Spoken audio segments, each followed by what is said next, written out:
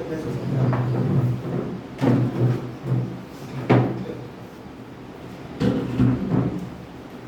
વિદ્યાર્થીઓ મજામાં? હા કે ના?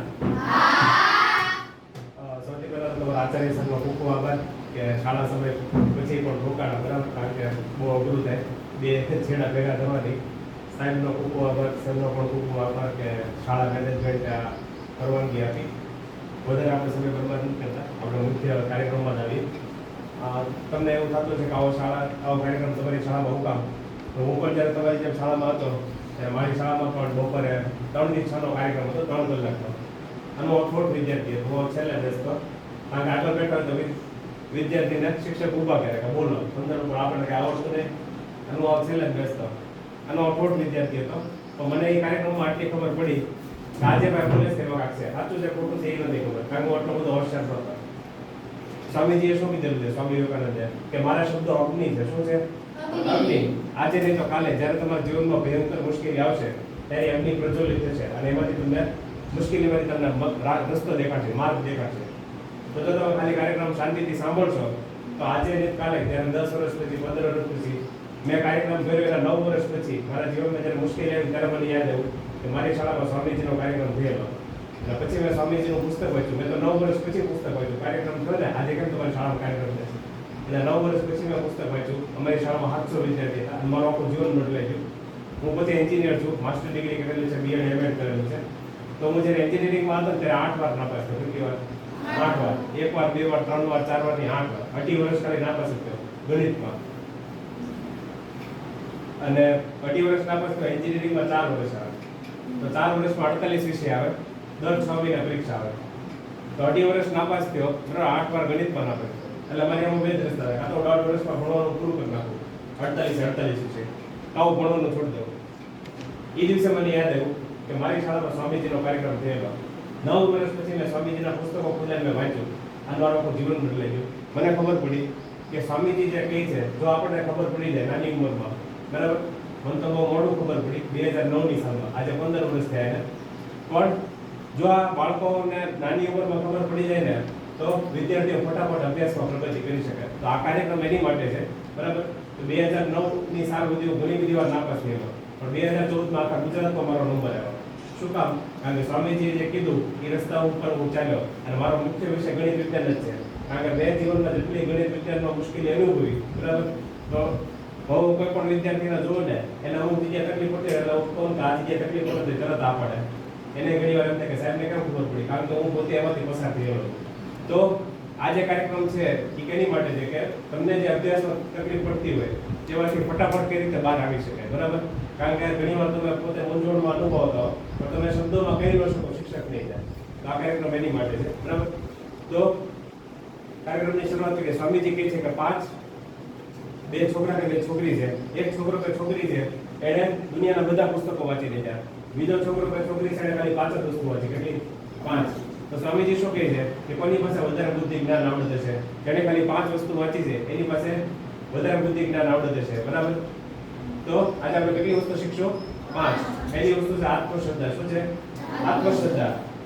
આત્મશ્રદ્ધા એટલે કે પોતાની જાત ઉપર વિશ્વાસ, બરાબર. શ્રદ્ધા એટલે વિશ્વાસ થાય, આત્મશ્રદ્ધા એટલે કે પોતાની જાત ઉપર વિશ્વાસ. સ્વામીજી કહે છે કે 1000 વર્ષની ગુલામીને કારણે આપણે શું ગુમાવી બેઠા છીએ? આત્મશ્રદ્ધા, બરાબર. તેના 800 વર્ષ મુસ્લિમો રહ્યા, 250 વર્ષ અંગ્રેજો રહ્યા. તો 1100 વર્ષની ગુલામીને કારણે આપણે શું ગુમાવી દીધું? આત્મશ્રદ્ધા. સ્વામીજીએ આખા ભારતમાં પરિભ્રમણ કર્યું, બરાબર. ભારતની કંગાલ હાલત હતી, બહેનો માટે, દીકરીઓ માટે કોઈ શાળા જ નહોતી. મહારાષ્ટ્રમાં અમુક જગ્યાએ સાવિત્રીબાઈ ફૂલે શાળા ચાલુ કરેલી, પણ ભાઈઓ માટે શાળા ચાલુ હતી, બરાબર, અમુક જગ્યાએ. અને સ્વામીજી તે અમેરિકામાં પણ ગયા, યુરોપમાં પણ ગયા. તો સ્વામીજી અમેરિકા ગયા, યુરોપમાં ગયા, તમારી નાના નાના ભાઈઓ બહેનો હતા એને બોલાવ્યા અને પૂછ્યું કે કેન યુ ડુ ધીસ, તમે આ કામ કરી શકશો? તો એ બધા નાના નાના બાળકો હતા, તમારી ઉંમરના જ છે, એ બધા હાથમાં હાથ નાખીને જવાબ કે yes we can do this, અમે આ કામ કરી શકશું. સ્વામીજી યુરોપમાં ગયા, જે અંગ્રેજોનો દેશ હતો, બરાબર, જેને આપણને ગુલામ બનાવેલા 250 વર્ષ સુધી, એના દેશમાં ગયા. જ્યાં 5 નાના નાના બાળકો, ભાઈઓ બહેનોને બોલાવ્યા એને પૂછ્યું કે કેન યુ ડુ ધીસ, શું તમે આ કામ કરી શકશો? તો ન્યાય તે બધે હાથમાં હાથ નાખીને જવાબ આપ્યો. સ્વામીજી ભારતમાં આવ્યા એટલે 5 ભાઈઓને બોલાવ્યા. મેં તમને કીધું બહેનો માટે શાળા નહોતી ત્યારે, બરાબર, અમુક જગ્યાએ હતી. તો 5 ભાઈઓને બોલાવીને પૂછ્યું કે કેન યુ ડુ ધીસ, શું તમે આ કામ કરી શકશો? તો બધા નીચે જવા માંડ્યા. શું કામ નીચે જવા માંડ્યા? કારણ કે આપણે શું ગુમાવી દીધું છે? આત્મશ્રદ્ધા. આપણને આપણી જાત ઉપર વિશ્વાસ નથી. સ્વામીજી કહે છે કે જીવનમાં સફળતા મેળવવા માટે સૌથી પહેલી જરૂરિયાત છે તે આત્મશ્રદ્ધાની. શેની જરૂરિયાત છે? આત્મશ્રદ્ધાની. પોતાની જાત ઉપર વિશ્વાસની. સ્વામીજી તો ત્યાં સુધી કહે છે બરાબર કે આખી દુનિયા તમારી સામે તલવાર લઈને ઊભી રહી જાય, તમારા મા બાપ ભાઈ બહેન મિત્ર વાલી શિક્ષક, હું બધે શિક્ષક હું તમારો વિરોધ કરતો તો પણ જો તમને તમારી જાત ઉપર શ્રદ્ધા હોય તો વિશ્વાસ, એ વિશ્વાસથી સાગર તરી જશો. આટલી પ્રચંડ શક્તિ હોવી જોઈએ, આટલો વિશ્વાસ હોવો જોઈએ. સમજાણું? સૌથી પહેલી જરૂરિયાત કેની છે? આત્મશ્રદ્ધાની. બરાબર? હમણાં કાર્યક્રમ ઘડીકમાં પૂરો થઈ જશે, તમે બધા ઘરે જશો, ખાશો, આમ તો મધ્યાહન ભોજન કરી લીધું, તે હોઈ જશો, આજે રમવા વહી જશો, એટલે તમે ભૂલી જશો કે આત્મશ્રદ્ધા આપું છું. થોડું તમને એક વાર્તા કહો. વાર્તા તમને લાંબા સમય સુધી યાદ રહેશે. એક છોકરી તેનો જન્મ થયો દક્ષિણ ભારતમાં, બરાબર, કર્ણાટક નામના રાજ્યમાં શિવગાંવ નામની જગ્યામાં 19 ઓગસ્ટ 1950 ના દિવસે. પહેલા જ તે છોકરી ભણવામાં હોશિયાર અને 1 થી 10 ધોરણની કન્નડ ભાષાઓ ભણી. તમે બધા ગુજરાત રાજ્યમાં છો, ગુજરાતી ભાષાઓ ભણો છો. આપણી માતૃભાષા ગુજરાતી છે, બરાબર. તમે કાંઈ ગુજરાતીમાં બોલો તો હું સમજી શકું, હું ગુજરાતી બોલું તો તમે સમજી શકો. આ જે છોકરી હતી કર્ણાટક રાજ્યમાંથી, કન્નડ એની માતૃભાષા છે. 1 થી 10 ધોરણ એને કન્નડ ભાષામાં કર્યા અને એના જિંદગીમાં સૌથી પહેલો પ્રેમ કન્નડ ભાષા સાથે થયો. એને ખબર પડી કે આ ભાષા બહુ મહાન છે, આની અંદર કેટલા બધા કવિઓ, લેખકો, સાહિત્ય પ્રેમીઓ થયા છે, બરાબર. 11-12 ધોરણ તો એને અંગ્રેજી માધ્યમમાં કર્યું. 12મું ધોરણ પૂરું થયું ત્યારે 1968 નું વર્ષ હતું. એના પપ્પાએ એને પૂછ્યું કે તારે શું બનવું છે? તે છોકરીએ કીધું કે મારે એન્જિનિયર બનવું છે. હું જેમ એન્જિનિયર છું એની જેમ એ છોકરીએ કીધું આટલા વર્ષો પહેલા કે મારે એન્જિનિયર બનવું છે. એના પપ્પાએ એની મજાક ઉડાડી, ઠેકડી ઉડાડી કે એન્જિનિયર થોડું બને, ડોક્ટર બને, નર્સ બને, ગમે એ બને, બરાબર, એન્જિનિયર ન બને. આવું કામ કીધું? કારણ કે એન્જિનિયરિંગની જે કોલેજ છે ને એમાં કોઈ છોકરી હોય નહીં, બધા છોકરા હોય. એ છોકરી તો મક્કમ હતી, હોશિયાર વિદ્યાર્થીની મક્કમ હોય, સમજાણું? કાં કરવું જ છે. એને કીધું ગમે તે મારે એન્જિનિયર જ બનવું છે. એના ઉપર કે આ છોકરી એમ નહીં માને. એના કાકા મામા ફૂઈ ફુવા બધાને જાણ કરી, એ બધે સમજાવવાની કોશિશ કરી, પણ એ કે મારે તો એન્જિનિયર જ બનવું છે. અને પછી છેલ્લે એના પપ્પાએ કંટાળીને ફોર્મ ભર્યું. તમારે કેમ સર આચાર્ય છે, એની જેમ કોલેજમાં આચાર્યની ટીમ હોય, એને મળવા ગયા, એના પગે લઈ ગયા કે મારી એકની એક દીકરી છે, તમે ધ્યાન રાખજો. આચાર્ય કે કાંઈ વાંધો નહીં, અમે અમારી રીતે જે કાંઈ મદદ થશે એ કરશું.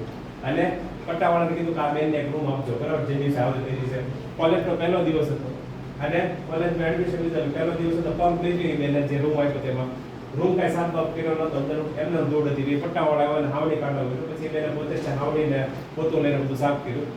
જેવા એ બેન વર્ગખંડની અંદર જાય ને એમ બધા છોકરાઓ રાયડું પાડવા માંડે. સમજાણું? એ છોકરી તું કોણ છો, નવી નવી હાલ નીકળાઈ હતી, ભણવાવાળી કોણ છે? સમજાણું? કારણ કે આ સુધી કોઈ છોકરી આવી જ નહોતી કોલેજમાં. કેટલા બધા ઠેકડી ઉડાડી, કેટલા બધા મજાક ઉડાડી, કેટલા બધા પ્લેયર કાગળના લુચ્ચા માર્યા, કોઈ દુપટ્ટા ખેંચો. જેવી છોકરી બેસવા ગઈ ને એવું પાટલી ઉપર પાણી ઢોળી દીધું, એ બે નો. પણ એ છોકરી એક પણ શબ્દ ન બોલી. આવું 1 દી 2 દી 3 દી 4 દી 5 દી 6 દી, 1 મહિનો 2 મહિના 3 મહિના 12 મહિના પસાર થયું, 1 વર્ષ પસાર થયું. 1 વર્ષ પસાર થયું એટલે પરિણામ આવ્યું. પરિણામ આવ્યું ત્યારે છોકરીઓ આખી યુનિવર્સિટીમાં, કોલેજમાં નહીં, તમારી કેમ એક શાળા હોય તો ક્લસ્ટર હોય ને, ક્લસ્ટરની અંદર કેટલી બધી શાળાઓ, બીઆરસી સીઆરસી હોય ને એમાં, સમજાણું? તો એની જેમ યુનિવર્સિટીની અંદર 100 થી 200 કોલેજ હોય. આખી યુનિવર્સિટીમાં એ છોકરીનો પહેલો નંબર આવ્યો. જ્યારે એ છોકરીએ પગ બેચ્યો ત્યારે બધા છોકરાએ એને સલામ કરી, જેને ગાળો દીધી હતી, મશ્કરી કરી, મજાક ઉડાડી હતી, ઠેકડી ઉડાડી હતી. અને બધાએ કીધું કે તે જીવનમાં કોઈ હિંમત નથી હારી. આજે હિંમત ન આવી, પોતાની ઉપર શ્રદ્ધા હોય ને, એવું કહેવાય આત્મશ્રદ્ધા. શું કહેવાય? આત્મશ્રદ્ધા. આ છોકરી ખાલી ત્યાં જ ન અટકી, પછી એને માસ્ટર ડિગ્રી પૂરું કર્યું આઈઆઈએસસી બેંગ્લોરમાંથી.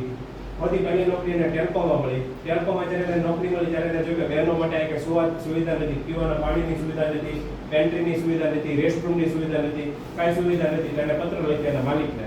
ત્યારે ટેલ્કોની અંદર 65 કંપની હતી, 65, એક બે ની 65, આખા ભારત દેશમાં અને બીજા દેશમાં પણ.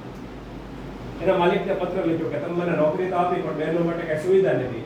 તો એના માલિકે બીજી કોઈક છોકરી હતી ડરી જાય કે હું પત્ર લખી તો નોકરીમાંથી કાઢી નાખશે તો. પણ આ છોકરી હતી ડરપોક નહોતી, એને પોતાની ઉપર વિશ્વાસ હતો. એના પત્ર લખ્યો તો સામેથી એના માલિકે પત્ર લખ્યો કે મને માફ કરી દેજો. એના માલિકે માફી માંગી. તમે વિચાર કરો, આ બધું કેને કારણે? આત્મશ્રદ્ધાને કારણે. કેને કારણે? આત્મશ્રદ્ધાને કારણે. એના માલિકે માફી માંગી કે મને માફ કરી દેજો બેન, હવે તમને નોકરી રાખી પણ અમારી ભૂલ થઈ ગઈ, તમારી માટે કાંઈ સુવિધા ઊભી નથી કરી. પણ એના માલિકે પછી આખા ભારત દેશમાં જેટલા પણ એના પ્લાન્ટ હતા ટેલ્કોના, બરાબર, ત્યાં બધે એ સુવિધા ઊભી કરી. ટેલ્કોનું નવું નામ છે ટાટા મોટર્સ. સરની ગાડી બહાર ઉભી છે, એ સાઈડની મારુતિ સુઝુકી છે, પણ એવી બીજી ઘણી બધી ગાડીઓ ને, એવા ટાટા મોટર્સની ઘણી બધી ગાડીઓ હોય. અંદર ટિયાગો છે, હેરિયર છે. તો તમે જ્યાં ગાડી જો તો ટાટા મોટર્સનું જૂનું નામ ટેલ્કો હતું. એમના લગ્ન થાય છે. એક દિવસ એનો પતિ એની પાસે આવે છે. 1976 નું વર્ષ હોય છે, જ્યારે છોકરીની ઉંમર 26 વર્ષની થાય છે. એનો પતિ એની પાસે આવ્યો કહીશ કે મેં આજે નોકરી છોડી દીધી. ત્યારે છોકરી એવું કહીશ કે કાંઈ વાંધો નહીં, આપણે પૈસા માટે પાગલ નથી થવું, આપણી થાળીમાં ભલે એક રોટલી હોય, આપણે શાંતિથી ખાશું. એનો પતિ કહીશ કે મારે કંપની ચાલુ કરવી છે, તો એ છોકરી કહેશે કે આપણે પૈસા ક્યાંથી લાવશું, ત્યારે એનો પતિ કહેશે કે આપણે લોન લેશું.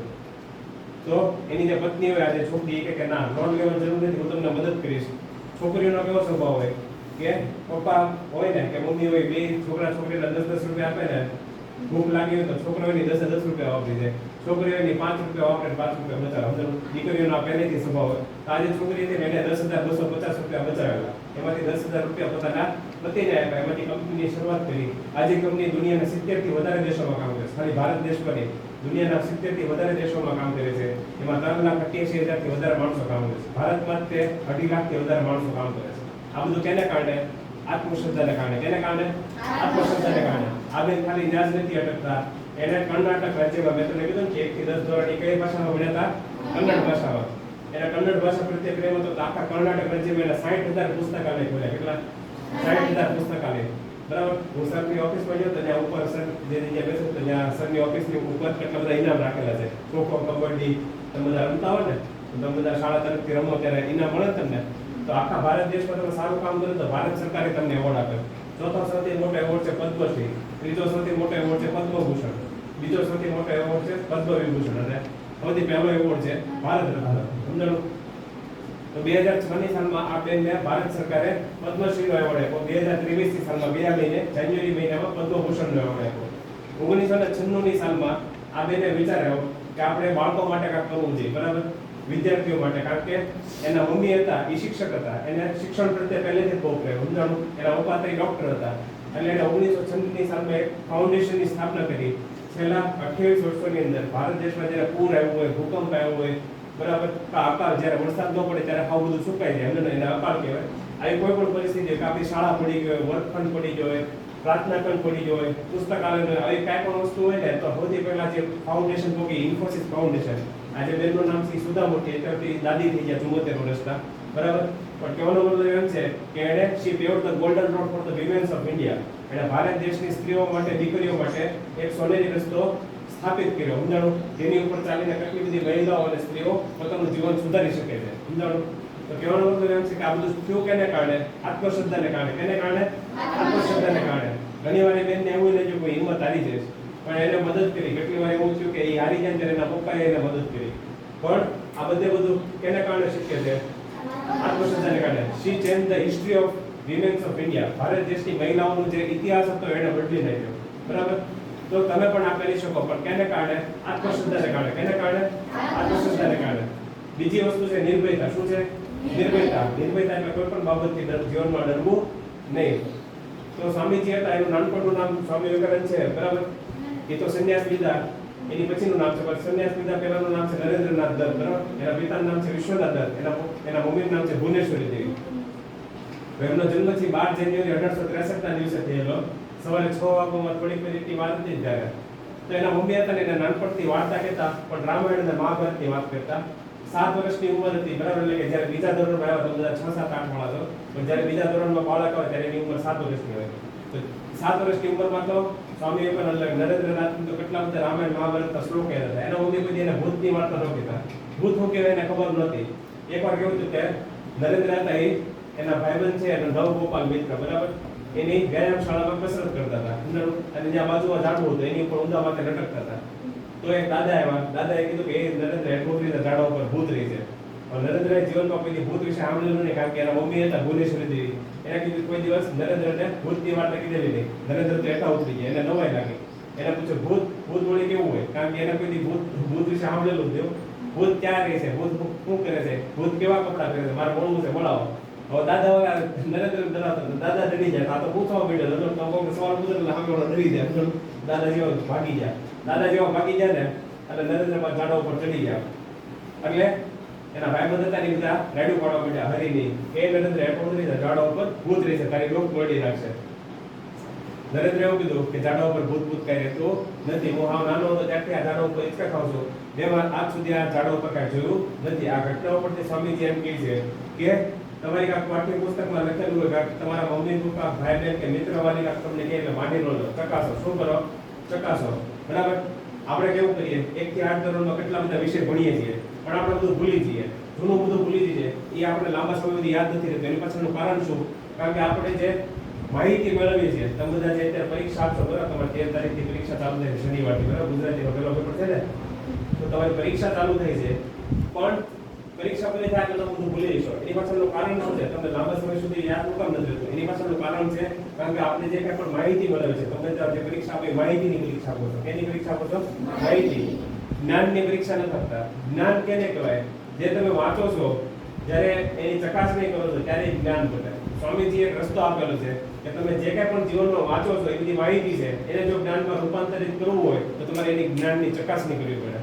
ચકાસણી કરવા માટે સૌથી સારામાં જો વિષય હોય તો ગણિત છે. એક જ દાખલાને તમે 4-5 રીતે ગણી શકો.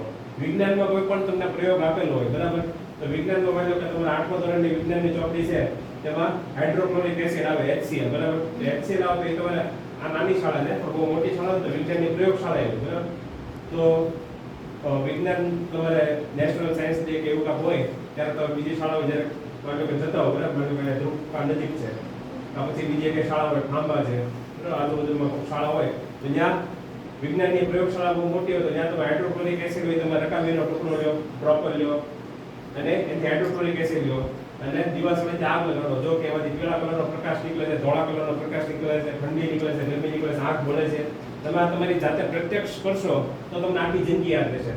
આ કેના જેવું છે કે સાહેબ તમને ભણાવતા હોય બરાબર, તમને ઘણું બધું ભણાવે પણ તમને બધું ભૂલે. પણ ઘણી વાર શાળામાંથી તમને પ્રોજેક્ટ આપે તમને પ્રોજેક્ટ કરવા. હવે તમને પ્રોજેક્ટ આપેલો હોય ને, તમે 20 વર્ષથી જ્યારે તમે નોકરી લાગી જાય ત્યારે તમે જો રોડ ઉપર તમારા આ બે ભાઈબંધ મળી જવા તો ઓલો ભાઈબંધ પૂછે કે કેમ હાલે સારું, પછી પૂછે કે હવે એ બે ત્યાં અમદાવાદમાં નોકરી કરતા હોય, કાકા અમે ભાવનગરમાં નોકરી કરતા હોય, પછી બે ગામડાની વાત કાઢે, અમને કે ભટલી ગામ જતો કે નહીં, એ સાહેબને ભણતો કે નહીં. પછી હવે આખું વર્ષ ભણ્યા પડે યાદ હોય પ્રોજેક્ટ, શું કામ પ્રોજેક્ટ યાદ છે? કારણ કે એને પોતે કરેલો છે. એટલે સ્વામીજી શું કહે છે કે જે માહિતી તમે ચકાસણી કરેલી છે ને એ તમને લાંબા સમય સુધી યાદ રહેશે. જે માહિતીને તમે ચકાસણી કરેલી નહીં હોય એ માહિતી તમને ભૂલાઈ જશે, એ તમને જીવનમાં કોઈ દિવસ જ્ઞાનમાં રૂપાંતરિત નહીં થાય. આની માટે સ્વામીજીએ ખાલી એક જ શબ્દ કીધેલો છે કે જો પુસ્તકોની અંદર હકીકતમાં જ્ઞાન હોય બરાબર, તો આ દુનિયાની જેટલી પણ મોટી લાઇબ્રેરી છે, પુસ્તકાલય છે, બધા ઋષિમુનિ બની ગયા. પણ એ બધા ઋષિમુનિ નથી બની શક્યા. આખું કામ કારણ કે ખાલી માહિતી છે. માહિતી જ્યારે જ્ઞાનમાં રૂપાંતર થાય ત્યારે તમને આખી જિંદગી યાદ રહી છે અને આખી જિંદગી તમને મદદ કરે. તો આજ પછી જ્યારે તમે કોઈ પણ પુસ્તક વાંચો તો એની ચકાસણી કરવાની કોશિશ કરજો, જેથી કરીને એ તમને લાંબા સમય સુધી યાદ રહે બરાબર. તો આની ચકાસણી તમે ક્યારે કરી શકો? જ્યારે તમે ડરતો ન હોય ત્યારે, નિર્ભય બનો ત્યારે બરાબર. તમે ડરતો કરશો તો તમે જિંદગીમાં કોઈ ચકાસણી નહીં કરી શકો. માનો કે જો અત્યારે 12:30 વાગ્યા છે બરાબર, 12:30 વાગ્યા છે, આજે જો તમે રાતે 12:30 1 વાગે બોલાવો ને અને ખાલી પંખાનો અવાજ આવે તો એટલે અડધા વેપાર થાય, કહો ભૂત ચાલો ભાગો અમદાવાદ. અડધાને તો તાવ ઉલટી થઈ જાય, અડધાને ટીંગા ટોળી કરીને દવાખાને લઈ જાવ અમદાવાદ. પણ શું કામ? કારણ કે આપણા દિમાગમાં પહેલેથી આટલા બધા દર્દના વિચાર નાખી દીધા છે. એટલે સ્વામીજી એવું કીધું કે જીવનમાં જો પ્રગતિ કરવી હોય તો બીજી સૌથી મહત્વની વસ્તુ શું છે? નિર્ભયતા. જીવનમાં કોઈ દિવસ ડરવાનું નહીં. જ્યારે તમે જીવનમાં ડરો ત્યારે તમે પ્રગતિ કરી શકતા નથી. એટલે નિર્ભય બનો. આવા તો કેટલા બધા ઉદાહરણ છે પણ આપણી પાસે સમયની કટોકટી છે એટલે આપણે ફટાફટ આગળ વધીએ. હજી એક બે ઉદાહરણ કહું. એકવાર કેવું હતું, સ્વામીજી હતા ને પરિભ્રમણ કરતા હતા. સાધુ સંન્યાસી હોય ને એનો એક નિયમ હોય કે સાધુ તો ચલતા ભલા, એક જગ્યાએ બહુ લાંબા સમય રહી. તો સ્વામીજી હતા આખા ભારતનું પરિભ્રમણ કરતા હતા. એના ગુરુ હતા રામકૃષ્ણ પરમહંસ બરાબર. એની પાસેથી એને દિવ્ય સંદેશ લીધેલો કે ભારત દેશને જાગૃત કરો. સ્વામીજી આખા ભારત દેશમાં ફર્યા. ફરતા ફરતા એકવાર વારાણસીમાં ગયા. વારાણસીમાં અયોધ્યા પાસે આવેલું છે. અયોધ્યા રામ ભગવાન બરાબર, હનુમાનજી મહારાજ તમે બધા ઓળખતા હશો. તો ત્યાં આટલા મોટા વાંદરા હોય. અમદાવાદ તો વડોદરા જતો એટલે નાના નાના વાંદરા. તમારે સમાજ વિદ્યામાં આવતું છે કે જંગલો કપાઈ ગયા એટલે બધા જાનવરો છે હવે મનુષ્ય વસાવટમાં આવી જાય છે. તો વાંદરાઓ પહેલા જંગલમાં રહેતા પણ આપણે બધા જંગલો કાપી રહી એટલે વાંદરા હવે ઝાડો ઉપરની જગ્યાએ આપણા ધાબા ઉપર રહેતા. અમદાવાદ આપણે બહાર નીકળે તો ઉપરથી કેલા છાલ કે અમદાવાદ એવું થાય. તો સ્વામીજી તે પરિભ્રમણ કરતા કરતા વારાણસીમાં જ્યાં શિર ભવાની માતાનું મંદિર હતું. એક જ રસ્તો હતો. તમારે કહેવાય મોટું મંદિર છે ને ટેકરા ઉપર બરાબર, માતાજીનું ખોડિયારમાંનું મંદિર છે બરાબર. તો એની જેમ એવું મંદિર હતું પણ ત્યાં તો જવા માટે બે રસ્તો છે. કાચો રસ્તો છે ને પાકો રસ્તો છે. પણ એ જ્યાં મંદિર હતું ત્યાં એક જ રસ્તો હતો. એક બાજુ તળાવ હતો એક બાજુ ઊંડી હતી. એક જ રસ્તો આવવાનો જવાનો. તો સ્વામીજી જ્યારે દર્શન કરીને પાછા આવ્યા ને તો પાછા વળતા હતા ત્યારે એની પાછળ વાંદરા પડ્યા. મેં તમને કીધું આટલા મોટા વાંદરા. તો સ્વામીજી જીવનમાં ડરતા નહીં બરાબર, પણ વાંદરા પાછળ પડે ત્યારે હું એને ખબર નહોતી. એ તો ઝડપથી હાલવા માંડ્યા. એ ઝડપથી હાલવા માંડ્યા તો વાંદરા ઝડપથી હાલવા માંડ્યા.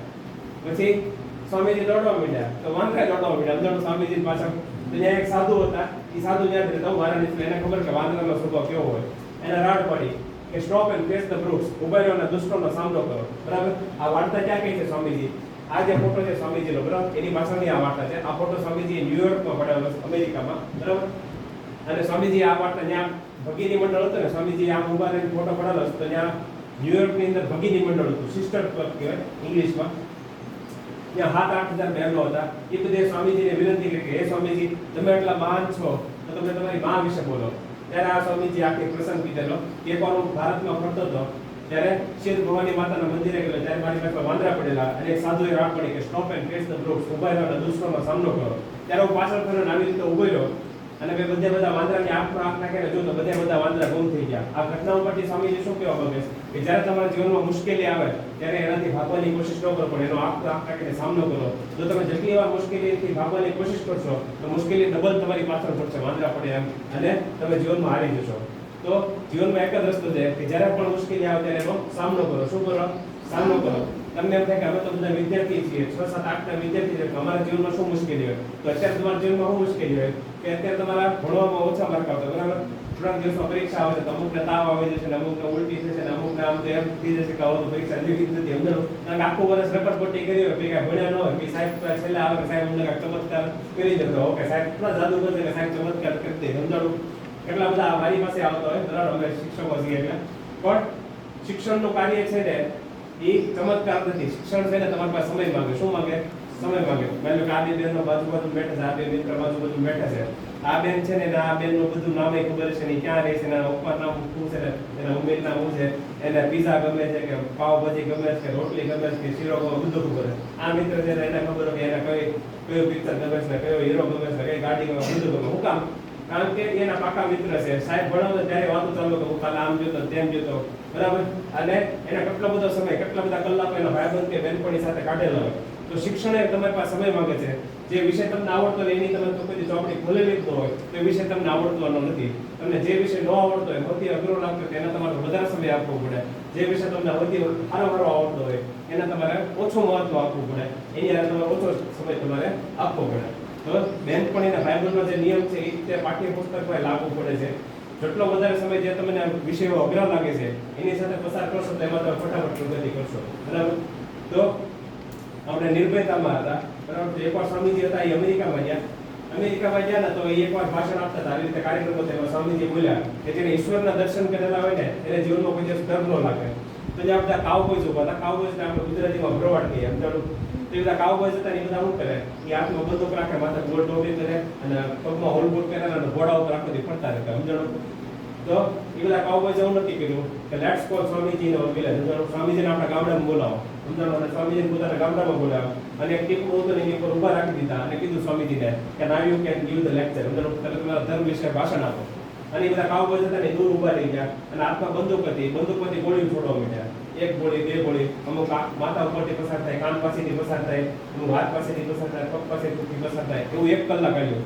સ્વામીજીનું ભાષણ ચાલતું હતું. સ્વામીજીનું ભાષણ પૂરું થયું ત્યારે બધા તાળીઓ વગાડવા માંડ્યા કે this gentleman is doing what he speaks. સમજાણું? આ માણસ જે બોલે છે એવું કરીને દેખાડે છે, બરાબર. અને you are really fearless person. તમે હકીકતમાં નિર્ભય વ્યક્તિ છો, સમજાણું?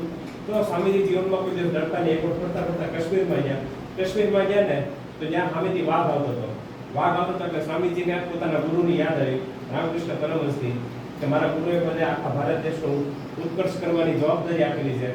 પછી એના ભગવાનને પ્રાર્થના કરી કે હે ભગવાન, આ વાઘને ભૂખ લાગેલી છે, મને ભૂખ લાગેલી છે. સ્વામીજીને કેટલા બધા દિવસથી ખાવાનું નહોતું મળ્યું, પાણી પીવાનું નહોતું મળ્યું અને ભયંકર તડકો હતો, પગમાં ફટકોલા પડી ગયા હતા, છાલા પડી ગયા હતા, બરાબર. એટલે સ્વામીજીએ ભગવાનને એક જ પ્રાર્થના કરી કે હે ભગવાન, તમે જે મને કાર્ય આપેલું છે મને સપોર્ટ થતું એવું લાગતું નથી, બરાબર. આ વાઘને ભૂખ લાગેલી છે એટલે વાઘ ભલે મને ખાઈ જતો. સ્વામીજી ત્યાં બેસી રહ્યા. થોડી વારમાં વાઘ આવ્યો, વાઘ એમને સૂંઘીને વહી ગયો. આ ઘટના ઉપરથી ખબર પડે છે કે સ્વામીજી જીવનનો કોઈ દિવસ ડરતા નહીં, બરાબર.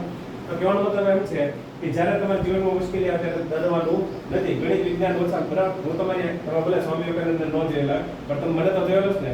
જો હું 8 વાર નાપાસ થઈને આખા ગુજરાતમાં નંબર લાવી શકતો હોય તો તમે તો જોરદાર કામ કરી શકો છો, સમજાણું? તમે ફટાફટ પ્રગતિ કરી શકો છો. એટલે જીવનમાં કોઈ દિવસ ડરવાનું નથી, કોઈ દિવસ હિંમત હારવાની નથી. એટલે પહેલી વસ્તુ આપણે શું શીખ્યા? આત્મશ્રદ્ધા. શું શીખ્યા? આત્મશ્રદ્ધા. બીજી વસ્તુ નિર્ભયતા. ત્રીજી વસ્તુ છે એકાગ્રતા. શું છે? એકાગ્રતા. સ્વામીજી કહે છે કે એકાગ્રતા જીવનનું સારભૂત તત્વ છે. સ્વામીજી કહે છે કે બે છોકરા બે છોકરી છે, એક છોકરો છે એનો ક્લાસમાં પહેલો નંબર આવે, એક છોકરો કે છોકરી છે બરાબર એનો ક્લાસમાં છેલ્લો નંબર આવે. તેની પાછળનું કારણ શું? તો સ્વામીજી કહે છે કે એની પાછળનું કારણ શું છે? એકાગ્રતા. શું છે?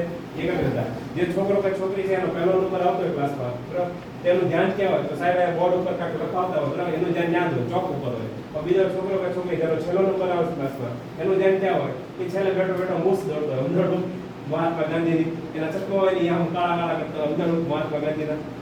એટલે એનું ધ્યાન ભણવામાં ન હોય. જ્યારે હું નવો શિક્ષક લાગ્યો ને ત્યારે મને ત્યાં બહુ ગુસ્સો આવતો કે આ ડોબાના ભણવામાં રસ નથી, સુધી એક લાપોટ ઠોકી દેતા. પણ પછી જ્યારે સ્વામીજીના પુસ્તકો હોય છે ત્યારે ખબર પડી કે એ છોકરો કે છોકરી છે ને ભણવામાં રસ શું કામ નથી? કારણ કે એની પાસે એકાગ્રતા નથી.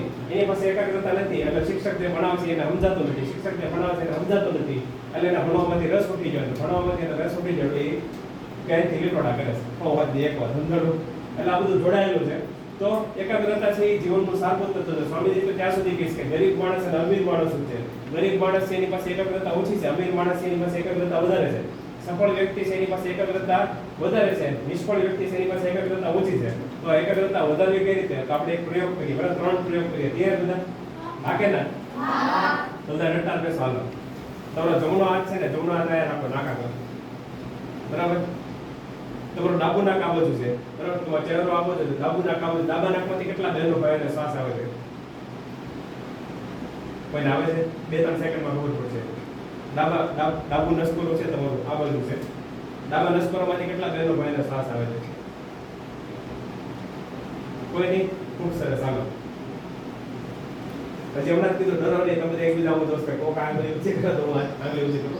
હાલો આ કોઈ ફાંસી નથી કાઢી જવાનું બરાબર. હાલો આજ હેઠે રાખવાનો. આ પહેલો પ્રયોગ પૂરો થઈ ગયો બરાબર. પહેલો પ્રયોગનો હું મતલબ થઈ તમને થોડી વાર લખો. ફરીથી એક કરતા બેસો હાથ રાખો. બીજો પ્રયોગ બરાબર. તમારો જમણો નાક આ બાજુ છે તો જમણા નાકમાંથી કેટલા બહેનો ભાઈનો શ્વાસ આવે છે એ કહેવાનું બરાબર. હાથ ઉપર ઘણા બધા. ખૂબ સરસ. હા આ બીજો પ્રયોગ પૂરો થઈ ગયો. ત્રીજો પ્રયોગ ફરીથી હાથ રાખો, કટાર બેસો. બંને નાકમાંથી કેટલા બહેનો ભાઈનો શ્વાસ આવે છે? બંને નાકમાંથી ઘણા બધા. ખૂબ સરસ. આવો આવો સર બેસો.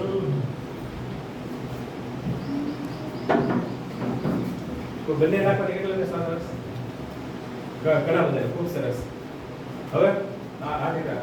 3 પ્રયોગ પૂરા થઈ ગયા. હવે પહેલો પ્રયોગ કર્યો બરાબર. આપણે બધા વિદ્યાર્થી છે, આપણને પ્રશ્ન થવો જોઈએ કે આનો મતલબ શું? અત્યાર સુધી તમને એમ જ હતું કે આપણે જીવીએ છીએ, શ્વાસ લઈએ છીએ, પણ શ્વાસ તમે કઈ રીતે લો છો એ તમને ખબર ન હોય. સ્વામીજી કહે કે આપણને મોટાભાગના માણસોને દુનિયામાં પોતાના શરીરનો ઉપયોગ કરતા આવડતું નથી. આપણે જીવીએ છીએ, ખાઈએ છીએ, મરી જઈએ છીએ. આ દુનિયામાં આવ્યા બે જાય, કોઈને કાંઈ ખબર ન પડી. પણ સ્વામીજી કહે છે કે જેને મહાન કાર્ય કરવું હોય, જેને મહાન પરિણામ લાવવા હોય એને ખબર હોય છે કે પોતાનું શરીર કઈ રીતે કામ કરે છે. જે લોકોને પોતાનું શરીર કઈ રીતે કામ કરે છે એકવાર ખબર પડી જાય ને તો એ મહાન કાર્ય કરી શકે. એ આખા ભારત દેશનું ભવિષ્ય બદલી શકે. પોતાનું તો ભવિષ્ય બદલી જ શકે પણ આખા ભારત દેશનો ઇતિહાસ બદલી શકે. તો આપણું જે સૌથી પહેલો પ્રયોગ હતો તમારા ડાબા નસકોરામાંથી, તમારા ડાબુ નાક આ બાજુ છે. ડાબા નસકોરામાંથી જ્યારે શ્વાસ આવતો હોય એનો મતલબ એમ છે કે તમારું શરીર કાં તો થાકી ગયું છે, કાં તો ભયંકર ભૂખ લાગેલી છે. પણ અત્યારે તમે મધ્યાહન ભોજન કંઈક ઘટા છો, બધાનું પેટ ફૂલ છે અને ડાબા નાકમાંથી શ્વાસ નથી આવતો. એનો મતલબ શું છે કે તમારે ગ્લુકોઝ આવે બરાબર. 8મા ધોરણની વિજ્ઞાનની ચોપડીમાં C6H12O6 આપણા શરીરમાં જે કાંઈ શક્તિ છે એ કેવા સ્વરૂપમાં છે? ખાંડના સ્વરૂપમાં. કેવા સ્વરૂપમાં? ખાંડના સ્વરૂપમાં.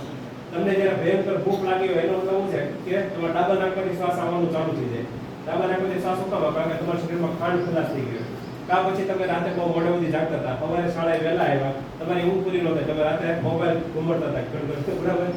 એટલે તમારી ઊંઘ પૂરી ન થાય તો તમને ડાબા નાકમાંથી શ્વાસ આવતો હોય, તમારું શરીર એમ કહેતું કે હવે ઊંઘવાનો સમય. આજે જ્યારે રાતે હોવા જાવ ત્યારે હાથ રાખજો, તમારા ડાબા નાકમાંથી શ્વાસ આવતો હશે બરાબર.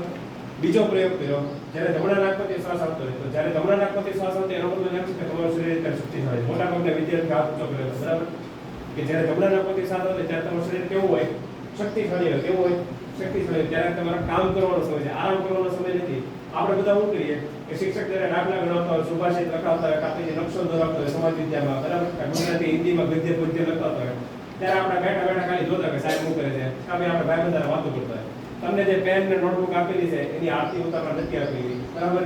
જ્યારે જમણા નાકમાંથી શ્વાસ આપેલો હોય આવતો હોય ત્યારે પેન ઉપાડી સાહેબ જે દાખલો કરાવે ગણવાનો છે બરાબર, સુભાષિત લખાવે, સંસ્કૃતમાં તો લખવાનું છે, ગદ્ય પદ્ય લખાવે તો લખવાના છે. તમે ખાલી શિક્ષક કે એટલું કરો ને તો તમે અભ્યાસમાં 50% પ્રગતિ કરી જાવ, પણ આપણે એટલું કરતા નથી. આપણે શું કરીએ, સાહેબ અહીંથી હોમવર્ક આપે, આપણે સીધા ઘરે જઈએ અને પેલાનો ભાગ કરી દઈએ સમજાણો ખૂણામાં, અને પછી રમવા વ્યા જઈએ. અને બીજા દિવસે થેલો ગોતો પડે, ક્યાં થઈ સમજાણો માંડ માંડ આપણે થેલો ગોતી આવીને માંડ આટલું રોટો હતો શાળાએ આવ્યો. પછી આપણે સાહેબ ઉભા કર્યા કે ભાઈ કે બેન તમે હોમવર્ક કર્યું હતું? તમે જો કે ના ના સાહેબ મેં તો કાંઈ હોમવર્ક કર્યું નથી. તો સાહેબ તમારી આરતી ઉતારે કે વાહ દીકરા વાહ, વાહ દીકરી વાહ, એટલે બહુ મહાન કામ કર્યું છે, લાવી ઉતારી આરતી ઉતારતા તો ફોટો સાથે દિવાલ ઉપર લટકાવી દો. બરાબર, એવો તો કોઈ શિક્ષક ન કરે ને. શિક્ષક એક જ છે. તમે બધા 30-35 વિદ્યાર્થી છો, તો 30-35 વિદ્યાર્થીની પરીક્ષા એક શિક્ષક ન લખી શકે. જો તમારે જ પરીક્ષા દેવાની છે બરાબર, તો મહેનત એ તમારે જ કરવી પડશે. એટલે મહેનત તમારે કરવાની છે, તો ભાગવાનું તમારે જ છે બરાબર. તો જ્યારે જમણા નાકમાંથી શ્વાસ આવતો હોય એનો મતલબ છે કે કામ કરવાનું છે. પાડો જોયેલો છે પાડો, બરાબર ને? પાડો શું કરે, પાણી પડ્યો હોય ને હાકે ને, તમે ગામડામાં તમને ખબર હોય પૂરા શહેરમાં કહો તો એમ લાગે વોટ ઇઝ પાડા, શહેરમાં એ લોકો પાડો જોયેલો હોય. તમે બધા ગામડામાં તમને ખબર છે પાડો હોય છે. પાડો હોય પાણીમાં પડ્યો હોય, એ જિંદગીમાં કાંઈ કામ ન કરે, પણ એ બીમારી ન પડે. સ્વામીજી કહે કે વી આર નોટ એનિમલ્સ, આપણે જાનવર નથી, આપણે માણસ છીએ. આપણે કામ કરશો એટલે બીમારી પડશે, પણ એટલી કાંઈ ચિંતા નથી કરવાની. મોટાભાગના માણસો હોય ને, આપણા દેશમાં સૌથી મોટો રોગ શું છે?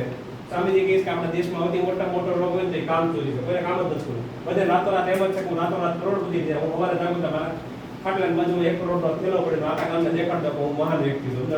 તો કરોડપતિ વ્યક્તિ કોઈ મહાન ન હોઈ શકે. તો કરોડપતિ વ્યક્તિ જ મહાન હોય તો આખા ભારત દેશનો 5000 વર્ષનો ઇતિહાસ વાંચી લો. એવા કેટલા વ્યક્તિઓ છે કે જેનો ઇતિહાસમાં નામ દર્જ છે. ખાલી એક મહારાણા પ્રતાપ છે બરાબર, એના જે મુનિમ હતા ભામાશા, એનું નામ એ કરોડપતિ હતા. એ એક જ મુનિમનું નામ આખા ઇતિહાસમાં દર્જ છે. એવો બીજો કોઈ કરોડપતિ નથી કે જેનું ઇતિહાસમાં નામ દર્જ હોય. આ ઘટનાઓ પરથી સ્વામીજી શું કહે છે કે કરોડપતિ વ્યક્તિ કે પૈસાવાળા વ્યક્તિ હોય ને એ ઇતિહાસ નથી બદલતા. ઇતિહાસ એવા વ્યક્તિઓ બદલે છે કે જે સામાન્ય વર્ગમાંથી આવે છે. એટલે જીવનનો દિવસ પૈસા માટે પાગલ નહીં થયો. સ્વામીજી કહે છે કે 24 કલાક મહેનત કરો પૈસા કમાવા માટે, પણ પૈસા માટે બધી પાગલ ન થાવ. પૈસા માટે જ્યારે તમે પાગલ થઈ જાવ છો ત્યારે તમે જીવનમાં આગળ વધી શકતા નથી. સ્વામીજી હતા ને અમેરિકામાં ગયા. અમેરિકામાં જાય ને તો દુનિયાનો સૌથી ધનાઢ્ય વ્યક્તિ બરાબર જ્હોન રોકફેલર, જેની પાસે દુનિયાના 90% પૈસા હતા. એટલે દુનિયાના 90% પૈસા, એના આખોથી મરવાના જ વિચારો, મરી જાવ સમજાણું. તો એક દિવસ એનો ભાઈબંધ હતો ને, કારણ કે અમીર માણસો એને અહંકાર હોય, હું દુનિયાનો સૌથી મોટો બાદશાહ છું સમજાણું. તેનો ભાઈબંધ હતો ને, એક એની પાસે જો કે બાજુમાં છે ને ભારત દેશથી એક સાધુ આવ્યા છે. ત્યારે સ્વામીજી અમેરિકામાં હતા અને બાજુમાં જ રહે છે. તો એને એકવાર મળી આવો. અમીર માણસ એની કોઈ પોતાનો અહંકાર હટો ન પડે કે હું થોડો જાઉં સમજાણું. એવી રીતે 1 મહિનો પસાર થયો પણ જીવિત ન હોય. એના હું મરી જ જાઉં સમજાણું. 24 કલાક એક જ વિચાર મરી જ જાઉં. એમથી કંટાળીને ગયો સમજાણું. ત્યાં ચોકીદાર ઉભો હતો, ચોકીદારને ધક્કો મારી દીધો. હાલે તું કોણ છો, આગો નીકળ સમજાણું. કરોડપતિ માણસો ને એવા હતા, અંદર કોઈ ન આવડે. પછી સીધા સ્વામીજી આમ ટેબલ ઉપર બેઠા હતા સમજાણું. એ છાપું વાંચતા હતા. અંદર ગઈને સીધા રાડું પડે હું આવ્યું સમજાણું. તમે કોણ છો વળી, તમે કેમ ફાંકા ટોકો છો અમેરિકામાં સમજાણું. સ્વામીજી તો કઈ બોલ્યા નતા. સ્વામીજી છાપું વાંચતા હતા અને એ ખાલી નીચે જોતા. એને તો ઊંચું નતું જોયું સ્વામીજી. અને ઓલા વધારે ગુસ્સો આવ્યો, સ્વામીજી તમારી આમ જોતા નથી, મારો આટલું બધું અપમાન કર્યું એમ. હવે ખાલી ઊંચું ન થયું કે મેં એમ અપમાન કર્યું સમજાણું. અને કેટલું બધું રાડું પાડવા માંડ્યા. પછી સ્વામીજી ખાલી ઊંચો થઈને ખાલી 2 જ શબ્દ કીધા કે તમારી પાસે જે પૈસા છે ને એ તમારા નથી. અને સ્વામીજી એના જીવનની 5 ઘટના કીધી કે તમે જે આ પૈસા ભેગા કરેલા છે ને એ ગરીબોનું લોહી ચૂસીને ભેગા કરેલા છે. આ પૈસા ફટાફટ દાનમાં આપી દો ગરીબોને, નકર તો તમે જીવી નહીં શકો, નકર તો તમે મૃત્યુના વિચાર આવશે. પછી એ માણસ ત્યાંથી વહી ગયો. એને એમ થયું આ માણસને મારા જીવનમાં જે ઘટના બનેલી છે કઈ રીતે ખબર. મહિના પછી એ પાછો આવે છે જ્હોન રોકફેલર અને સીધું છાપું બહાર કર્યો. સ્વામી એને જે અહંકાર જેવો નતો સમજાણું. એને એમ હતું હું સૌથી મહાન છું. એને સીધું છાપું બહાર કર્યું સ્વામીજી. સ્વામીજી ટેબલ ઉપર બેઠા હતા અને કીધું કે નાવ યુ થેન્ક મી એમ, હવે તમે મને આભાર કહો એમ. સ્વામીજીએ છાપું ઊંચું કર્યું, વાંચ્યું કેલી લેન્ડમાં કે this is the most and greatest donation of John Rockefeller સમજાણું. તો સ્વામીજી એવું કીધું કે તમારે મને થેન્ક યુ કહેવું છે, મારે તમને થેન્ક યુ ન કહેવાનું. ઓલો હતો ને આખો બોલી ગયો સમજાણું કે આવું વાત કરે છે, આ મને થેન્ક યુ કહેવાનું કહે છે. ત્યારે સ્વામીજી કહે છે કે મેં તમારી જિંદગી બચાવી છે, મેં તમને રસ્તો દેખાડ્યો છે સમજાણું. પછી એને પોતાની ભૂલ સમજાડી અને એને એક ફાઉન્ડેશનની સ્થાપના કરી, રોકફેલર ફાઉન્ડેશન, જે પછી ભારતમાં આવ્યું. અને તમારા ઘરમાં જે રોટલી બને છે એમાં તો સ્વામીજીનો આશીર્વાદ છે. કારણ કે રોકફેલર ફાઉન્ડેશન ભારતમાં આવીને જે હરિત ક્રાંતિ છે, ગ્રીન રિવોલ્યુશન બરાબર, તમારે ગુજરાતીમાં હરિત ક્રાંતિ કહેવાય. 2 દેશમાં ક્રાંતિ થઈ ને, એક શ્વેત ક્રાંતિ, દૂધની ક્રાંતિ. આપણા દેશમાં દૂધ જ નહોતું. ઓસ્ટ્રેલિયાથી આપણે પાવડર મંગાવતા, એનાથી દૂધ પીતા. પછી આપણા દેશમાં વર્ગીસ કુરિયન હતા, એને અમૂલ ડેરી સ્થાપી. પછી શ્વેત ક્રાંતિ થઈ, હરિત ક્રાંતિ થઈ. તો હરિત ક્રાંતિમાં રોકફેલર ફાઉન્ડેશનનું બહુ મોટું કામ છે. આપણે જે લોકોણ ગૌ ખાઈએ છીએ એ રોકફેલર ફાઉન્ડેશનની દેન છે. જે સંરક્ષણ લોકવાર્તી સંરક્ષણ છે એને લોકોણ ગૌ બનાવ્યા. તો કહેવાનો મતલબ એમ છે કે આ બધા મહાપુરુષોના આશીર્વાદ ત્યાં આપણને અસર કરતા આપણને ન ખબર હોય. તો એકાગ્રતા છે, આપણે એકાગ્રતામાં હતા. તો ડાબા નાકમાંથી શ્વાસ આવે ત્યારે તમારું શરીર થાકી ગયું હોય, જમણા નાકમાંથી શ્વાસ આવે ત્યારે તમારું શરીર શક્તિશાળી હોય. ત્યારે કામ કરવાનો સમય છે, આરામ કરવાનો સમય નથી. શિક્ષક કહે કે દોડો તો દોડવાનું છે. શું કામ? કારણ કે તમે દોડશો તો તમારું શરીર કેવું થાય? શક્તિશાળી થાય. કે પેલા પગલા જેવું પગલો લેલો છે ને, પગલા પકડે શું થાય? બગડે ને. લાફો મારો શું થાય? હાથ બગડે ને. આ દિવાલને લાફો મારો તો વાગે ને. શું કામ? કારણ કે દિવાલ કેવી છે? મજબૂત છે ને. તો તમારે કેવા બનવાનું છે? મજબૂત બનવાનું છે કે પગલા જેવું મજબૂત બનવાનું છે ને. શિક્ષક કહે કે દોડો તો દોડવાનું છે. કસરત કરો, શરીરને શક્તિશાળી બનાવો. સ્વામીજી તો ત્યાં સુધી કહી દે. સ્વામીજી ફરતા ફરતા એકવાર રાજસ્થાનમાં ગયા. રાજસ્થાનમાં અલોર નામની જગ્યા છે. ત્યાં એ રાજા નહીં મળ્યા, ને ભાઈના ઘરે રોકાણ હતા ને એને મળ્યા. એ જે ભાઈના ઘરે રોકાણ હતા ને એ સવારે 10 ટીકડી ખાય, બપોરે 10 ટીકડી ખાય. સ્વામીજી તો 2 દી ખાય બોલ્યા જ દેવ. એ ખાલી જોતા હતા. એને 2 કીધું કે આ ભાઈ સવારે 10 ટીકડી ખાય, બપોરે 10 ટીકડી ખાય, સાંજે 10 ટીકડી ખાય. સ્વામીજી ત્રીજા દિવસે ભાઈ તમારે દવા કઈ નહીં ખાવશો? ત્યારે ઓલો ભાઈ કે મને થોડું પેટ પર દુખાય છે, થોડું માથું દુખાય છે, થોડું પગ દુખાય. ત્યારે સ્વામીજીએ કીધું તમને કાંઈ દુખતું નથી, દવા નીકળે ઘા કરી દો, સવારે સાંજ હાલવા જાઓ, થોડી કસરત કરો એટલે બધી બીમારી દૂર થઈ જાય. તમે બધા ગામડામાં છો બરાબર, એક જ બેન છે જેને ચશ્મા છે, બાકી કોઈ ચશ્મા નથી બરાબર. એટલે તમે બધા ગામડામાં છો, તમારા ટેકરી ઉપર મંદિર છે, બહુ કંટાળો આવે તો ફટાફટ ત્યાં ટેકરા ઉપર ચડી જાવ રોડથી અને પાછા હેઠા ઉતરો. એ બાને તમારું કસરત થઈ જાય, ભગવાનના દર્શન થઈ જાય, તમારા મનમાં થોડા પવિત્ર વિચાર આવશે, તમારું શરીર શક્તિશાળી બનશે. એટલે શિક્ષક કહે કે દોડો તો દોડો. સમજાણું? સ્વામીજી કહે કે આપણે 90% દુઃખનું મૂળ છે આપણું નબળું શરીર. આપણે જીવનમાં કોઈ મહાન કાર્ય શું કામ નથી કરી શકતા? બરાબર. કોઈ પણ લાભો મળે તો એડો પડી જાય, ઉંદર પડલા જેવું. શું કામ? કારણ કે આપણું શરીર કેવું છે? નબળું છે. આપણે શરીર કેવું બનાવવું પડે? શક્તિશાળી. મારા ભાઈબંધ છે ને, એની બેન છે ને છીક ખાતી, તેનું હાડકું ભાંગી ગયું, દવાખાને ગયું. એટલે આપણું શરીર આટલું બધું નબળું છે. સમજાણું? પછી એને મહિના સુધી આટલો પાટો બાંધ્યો, એનો કરોડ રૂપિયા માંગ્યો, આટલો પાટો બાંધ્યો. સમજાણું? કહેવાનો મતલબ એમ છે કે આટલું બધું નબળું શરીર હોય તો જીવનમાં તમે કઈ કામ કરી શકો નહીં.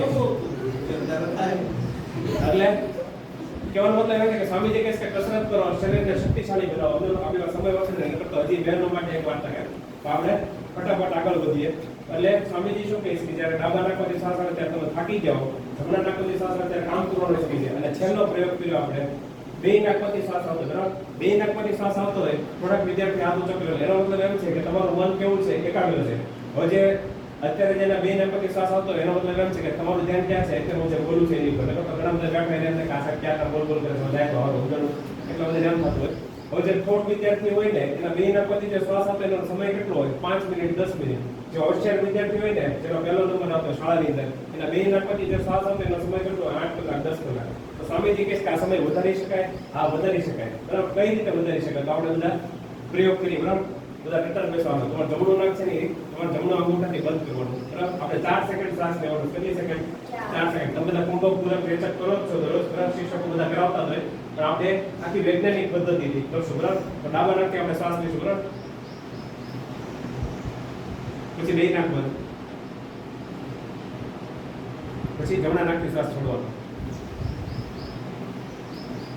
પછી જમણા નાકથી શ્વાસ લેવાનો, પછી 2 નાક બંધ, પછી ડાબા નાકથી શ્વાસ છોડવાનો. આ એક માળા પૂરી થઈ. કેટલી? એક માળા પૂરી કરતા 24 સેકન્ડ લાગે. કેટલી? 24 સેકન્ડ. આપણે કેટલી માળા કરવાની? 4. કેટલી? 4 માળા પૂરી કરતા 1 મિનિટ ને 36 સેકન્ડ થાય. 96 સેકન્ડ. આમાં તમારે 1 રૂપિયા નથી દેવાનો ખીચામાંથી, મફતમાં થાય. સમજાણું? અને ક્યારે કરવાનું? સવારે 4 થી 8 માં, સાંજે 6 થી 8 માં. બરાબર. શાળાએ તો તમે આવતા હો પણ સવારે 4 થી 8 માં કરો તો ફાયદો શું થાય? તો સ્વામીજી કહે છે આ 2 સમય એવા છે, સવારે 4 થી 8 ને સાંજે 6 થી 8 માં, જેમાં આ દુનિયાની વસ્તી અત્યારે 800 કરોડ છે, ભારતની વસ્તી 140 કરોડ છે. બરાબર. ગુજરાતની વસ્તી 7.5 કરોડ છે, ભાવનગરની વસ્તી 20 લાખ છે, ગામડા છે બરાબર જિલ્લાની, અને શહેરની વસ્તી તમે ગણો ને તો ઘણી છે, 7.5 લાખ ઉપર છે. હવે તમે વિચાર કરો આ 2 સમય, સવારે 4 થી 8 ને સાંજે 6 થી 8 એવો સમય છે કે જ્યારે દુનિયાના બધા માણસો, ગરીબ હોય, અમીર હોય, બરાબર, ખેડૂત હોય, ભોજી હોય, સુથાર હોય, લુહાર હોય, દરજી હોય, શિક્ષક હોય, બરાબર, ડોક્ટર હોય, બધાને 2 નાકમાંથી શ્વાસ આવતો હોય. તો જો ઠોઠ વિદ્યાર્થી હોય આ બે સમયમાં જો ધ્યાન કરે બરાબર, નાડી શુદ્ધિ આજે તમે કરો છો એટલે નાડી શુદ્ધિ કહેવાય. અલગ અલગ કરો એટલે કુંભક પૂરક રેચક કહેવાય. આપણે જે કર્યું એને એક માળા પૂરી કરી, આપણે 4 માળા કરવાની. તમને એમ થાય કે ફાયદો શું થાય, તો તમે બધા એક કરે તમને શાળા છૂટી જવાની હતી પણ તમે બધા રોકાણા. પણ જો તમે અહીંથી શાળામાંથી ઘરે જશો બરાબર, તો રોડ ઉપર શું હાલતા હોય, વાહન હાલતા હોય કે નહીં, રિક્ષા હાલતી હોય, બસ હાલતી હોય કે નહીં, એ બધા હું ઉડાડે, ધૂળ ઉડાડે. એ ધૂળ ક્યાં જાય, તમારા નાકમાં જાય. નાકમાંથી ક્યાં જાય, કરોડરજ્જુમાં જાય. ક્યાં જાય, કરોડરજ્જુમાં. ઈડા નાડી અને પિંગલા નાડી, એ બધી ધૂળ તમારા નાકમાંથી કરોડરજ્જુમાં જાય એટલે તમારી એકાગ્રતા ઘટી જાય. હવે તમારો જ્યારે જન્મ થયો ને તમારા માના પેટમાંથી બરાબર, માના ગર્ભમાંથી, ત્યારે તમારી એકાગ્રતા 100% હોય. પછી ત્યારે તમે પુસ્તક વાંચી શકો, તમે પુસ્તક પકડી લો. 3 વર્ષ સુધી તમારી એકાગ્રતા 100% હોય. 3 વર્ષ સુધી તમારી એકાગ્રતા ઘટવા માંડે, કારણ કે ત્યાં સુધી તમારા બધા નાકમાં કચરો જતો હોય, એ બધો કરોડરજ્જુમાં છે. પણ ફરીથી તમે એકાગ્રતા વધારી શકો નાડી શુદ્ધિથી. કેનેથી? નાડી શુદ્ધિથી. આવું ખાલી 4 જ વાર કરવાનું. નકર તો કોઈ બેન ભાઈ એમ થાય કે સાહેબ કીધું નાડી શુદ્ધિ કરો એટલે રાતોરાત કલર ઉપર આવી જાય. તો રાતોરાત 200 વાર કરો, 200 વાર કરવાનું, ખાલી 4 જ વાર કરવાનું છે બરાબર. Golden rule of 3 minute 36 second બરાબર. સોનેરી નિયમ છે 3 મિનિટ કે 36 સેકન્ડ. એમાંથી મેં 1 મિનિટ કે 36 સેકન્ડ તમને હું કીધું નાડી શુદ્ધિ. બાકીની 2 મિનિટ શું કરવાનું છે, તો આવી રીતે હાથ રાખવાનો છે. કેમ હાથ રાખવાનો છે? આમ હાથ રાખવાનો છે ગોઠણ ઉપર બરાબર, ગોઠણ ઉપર હાથ રાખવાનો અને પછી આંખ બંધ કરવાની, ટટ્ટાર બેસવા, નાક બંધ કરવાની. પછી શું કરવાનું, તો ખાલી જોવાનું છે. શું જોવાનું છે? તમને કેવા વિચાર આવશે. આંખ બંધ કરો બરાબર, હું અહીંયા ઊભો છું બરાબર, કાંઈ નહીં થાય બરાબર, મળશો તો એકાદ જ મળશો બરાબર, અહીં કાંઈ સ્લેબ નથી પડી જવાનું, એટલે ડરો નહીં. જો આંખ બંધ કરો પછી તમારે જોવાનું કે તમને કેવા વિચાર આવશે. સારા વિચાર આવશે, ખરાબ વિચાર આવશે, તમારા મમ્મી પપ્પાને મળવાના વિચાર આવશે, જમવાના વિચાર આવશે, ભાઈ બંધને મળવાના વિચાર આવશે, બેનપણીને મળવાનો વિચાર આવશે, ખેતરે જવાનો વિચાર આવશે, સાયકલ હલાવવાનો વિચાર આવશે. જે કાંઈ વિચાર આવતો ને ખાલી જોવાના. શું કરવાનું? જોવાના બરાબર. અવાજ ખોલી નાખવાનો બરાબર, અવાજ ખોલી નાખો બધા. ખાલી એટલું કરવાનું 2 મિનિટ. 1 મિનિટ 36 સેકન્ડ નાડી શુદ્ધિ કરવાની, 2 મિનિટ એટલું કરવાનું. તમને એમ થાય કે આનાથી હું થાય, તો આજે તમને ઘણી બધી નવી વસ્તુ ખબર પડી. એક કે ડાબા નાકમાંથી ક્યારેક શ્વાસ આવતો હોય, જમણા નાકમાંથી શ્વાસ આવતો હોય, બે નાકમાંથી શ્વાસ આવતો હોય, ત્યારે એકાગ્રતા વધે બરાબર. એકાગ્રતા હોય, એકાગ્રતા વધારી શકાય નાડી શુદ્ધિ કરીને. બીજી વસ્તુ આજે તમને ખબર પડી કે એક આ શરીર આખી વસ્તુ અલગ છે. તમને વિચાર આવે છે એને મન કહેવાય, અને મનની અંદર કેવા વિચાર આવે છે એ જાણી શકાય. મનની અંદર તમને અત્યારે જે વિચાર આવતા હતા બરાબર, એ તમને જ ખબર છે એ કેવા આવતા હતા, પણ એ જે મનની અંદર જે વિચાર આવતા એ જાણી શકાય. એને શું કહેવાય? આત્મા. તો સ્વામીજી કહે છે કે જો તમે આત્માનો ખાલી 2 મિનિટ ઉપયોગ કરો, એટલે ખાલી 2 મિનિટ, 24 કલાક પછી ખાલી 2 મિનિટ ઉપયોગ કરો અને નાડી શુદ્ધિ કરો 4 વાર, તો કેટલો સમય છે? 3 મિનિટ 36 સેકન્ડ. જો તમે 3 મિનિટ 36 સેકન્ડ પોતાના જીવન માટે ખર્ચી શકો ને, તો દુનિયાના કોઈ પણ વિદ્યાર્થી કરતા તમે ફટાફટ પ્રગતિ કરી શકો બરાબર. આનું ભાવ ખાધું ઉદાહરણ આપું. જાપાન હતો ને, જાપાન બીજા વિશ્વયુદ્ધ પછી આખો બરબાદ થઈ ગયો હતો. 1960-70 સુધી જાપાનની કોઈ વસ્તુ ન ખરીદી, એની પર ચાઇના જેવી જાપાનની કાંઈ પણ વસ્તુ ખરીદો ને ચાઇના જેવું અંદરનું હાલે કે ન હાલે, ત્યાં હાલતો ને ઘરે લઈ આવતો તો પતી ગયું, અંદરનું કાંઈ હાલતું નથી. એટલે જાપાન ઉપર કોઈ વિશ્વાસ નતો કરતો. કે જાપાનમાં બેઠક બોલાવી કે આપણા દેશમાં વાંધો શું છે, શિક્ષણની બેઠક. એ લોકોએ નક્કી કર્યું કે આપણે શિક્ષણમાં એક સુધારો લાવીએ. અને એ લોકો શિક્ષણમાં એક સુધારો લાવે. જ્યારે શાળા ચાલુ થાય ને ત્યારે 5 મિનિટ ધ્યાન કરવાનું. હું તો તમને ખાલી 2 મિનિટ કહું છું, એ લોકો ખાલી 5 મિનિટ જ ધ્યાન કરાવતા. અને એના કારણે આખા જાપાનમાં revolution. Japan is the leader in the technology. આખી દુનિયામાં જાપાન છે લીડર છે ટેકનોલોજીમાં. આજે એસર નામનું જે લેપટોપ ને સ્માર્ટ બોર્ડ છે, એ પણ ટેકનોલોજી જાપાન વાળાની છે બરાબર. આ દુનિયાની અંદર જેટલી પણ ટેકનોલોજી દેખાય છે, સૌથી પહેલા મોબાઈલ ફોન ક્યાં રિલીઝ થાય?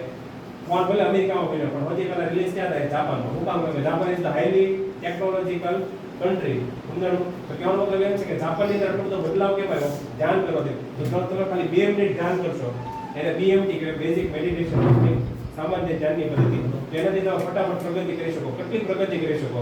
તો જો તમે ખાલી 21 દિવસ કરો, કેટલા? 21 દિવસ, તો તમે 5% એકાગ્રતા વધારી શકો.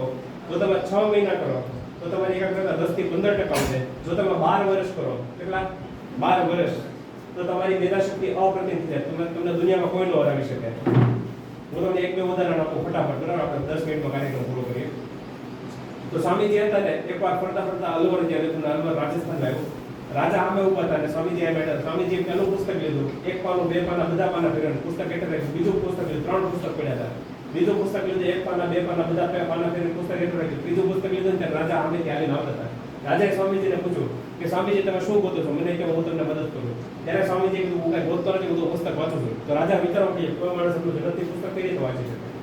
તો રાજાને વિશ્વાસ ન આવ્યો એટલે સ્વામીજી કીધું કે આ પુસ્તકો તો મેં તમને 8 જ વાંચ્યા હમણાં જ. તમારે જે પ્રશ્ન પૂછો એ પૂછો. રાજાએ જેટલા પ્રશ્ન પૂછ્યા સ્વામીજીએ પાના નંબર છે કયા ફકરામાં કઈ લીટીમાં કયો શબ્દ તો નહીં કહી દીધો. રાજા વિચારવા મળ્યો કોઈ માણસ એટલું ઝડપથી કઈ રીતે વાંચી શકે? 1 સેકન્ડમાં આખું પાનું વાંચી નાખે. અત્યારે તમારી મારી હાલત કેવી છે કે આપણે 10 કલાક કે 5 કલાક વાંચીને ત્યારે માંડ એક પાનું યાદ રહે. તો આમાંથી 1 કલાકમાં 10 પાના કઈ રીતે વાંચી શકાય? બરાબર કે 1 કલાકમાં તમે 50 પાના કઈ રીતે વાંચી શકો? એવી ઝડપ કઈ રીતે આવે? એકાગ્રતાથી. કેનાથી? એકાગ્રતાથી. તો સ્વામીજી એવું કે જ્યારે પહેલા બીજા ધોરણમાં બાળક હોય ને ત્યારે શિક્ષક એને પાટીની અંદર ક ખ ગ લખતા શીખવાડે. બરાબર? એ જ જ્યારે બાળક પહેલા એ બાળક એક અક્ષર લખવામાં તકલીફ પડતી હોય. બરાબર? પાટીની અંદર કાંકરાથી. પણ એ જ જ્યારે બાળક ત્રીજા ચોથા ધોરણમાં આવે ને બરાબર આ વસ્તુ કોને શીખવાડે છે? રાજાને. રાજા પૂછે કે આ કઈ રીતે શીખે છે? ત્યારે સ્વામીજી શીખવાડે કે પહેલા બીજા ધોરણમાં એક અક્ષર લખતા બાળકને તકલીફ પડતી હોય. એ જ બાળક જ્યારે ત્રીજા ચોથા ધોરણમાં આવે ત્યારે આખો શબ્દ લખે. હું રમું છું, હું ભમું છું, બરાબર, દોડું છું, એવા બધા શબ્દો લખે. એ જ બાળક જ્યારે 7મા 8મા ધોરણમાં આવે ને ત્યારે આખું વાક્ય એકસાથે લખી શકે. હું શાળાએ જઈ રહ્યો છું, મારું નામ આ છે, મારા પપ્પાનું નામ આ છે.